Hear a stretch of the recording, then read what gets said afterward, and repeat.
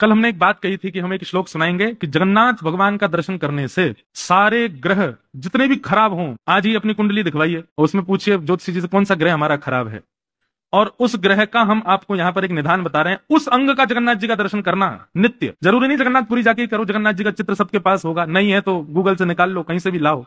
उस अंग का दर्शन नित्य करना प्रारंभ, आपका वो ग्रह अपने आप ठीक हो जाएगा। और एक बात सुनो, अकेले एक ग्रह को क्यों ठीक करो, सर्वांगीण अंग का दर्शन करो, सारे ग्रह अपने आप सम हो जाएंगे हमारे श्री जगन्नाथ जी का दर्शन करके। तो वर्णन करते हैं, बहुत ध्यान से सुनिए, कि चंद्र जो है, सूर्य जो है, ये दाहिना नेत्र है, और चंद्रमा जो है ये बाम नेत्र है। तो जब आप दाहिना नेत्र दर्शन करते हैं श्री जगन्नाथ जी का, आपका सूर्य ग्रह सम हो जाता है, और बाम नेत्र का दर्शन करते हैं तो चंद्र ग्रह सम हो जाता है। फिर मंगल ग्रह कौन सा, बोले नासिका, श्री जगन्नाथ जी की जो नासिका है वो मंगल ग्रह का द्योतक है। बुध भगवान का जो मुंह है, मतलब मुखमंडल, वो बुध का स्वरूप है श्री जगन्नाथ जी का।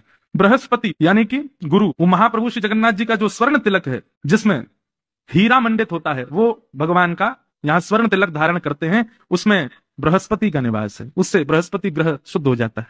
शुक्र, मुखार बिंद को देखने पर चार कोने जो जगन्नाथ जी के दिखाई देते हैं, ऐसे जगन्नाथ जी का रूप कैसा है, ऐसे पूरा मुख है, तो ये जो चार कोने हैं श्री जगन्नाथ जी के, उनका दर्शन कर। बीच बीच में भैया वो बड़ी वाली एलईडी में जगन्नाथ जी दिखा देना हो तो, नहीं तो हमारे ये बैठ लो, सब ग्रह बैठ के कथा सुन रहे हैं श्री जगन्नाथ। अब ये जो है, ये चार अंग जो है, ये चारों शुक्र के स्वरूप है। ये हमको वहीं के सेवायत ने प्रदान किए श्री जगन्नाथ जी। बोले इसके भाव से नित्य श्री जगन्नाथ जी आपकी कथा में रहेंगे तो बहुत सुख मिलता है। श्री जगन्नाथ महाप्रभु कथा श्रवण करते हैं तो शुक्र यानी कि मुखमंडल के जो चारों कोने हैं उनका दर्शन करने से शुक्र ग्रह शुद्ध होता है। फिर मुखमंडल पर जो कालीमा है, जो कृष्ण वर्ण है श्री जगन्नाथ जी का, उस कृष्ण वर्ण का दर्शन करने से शनि की दशा खत्म हो जाती है। किसी को शनि, अच्छा एक बात कहें, शनि की दशा, साढ़े साती आदि, ये बुरी नहीं होती है।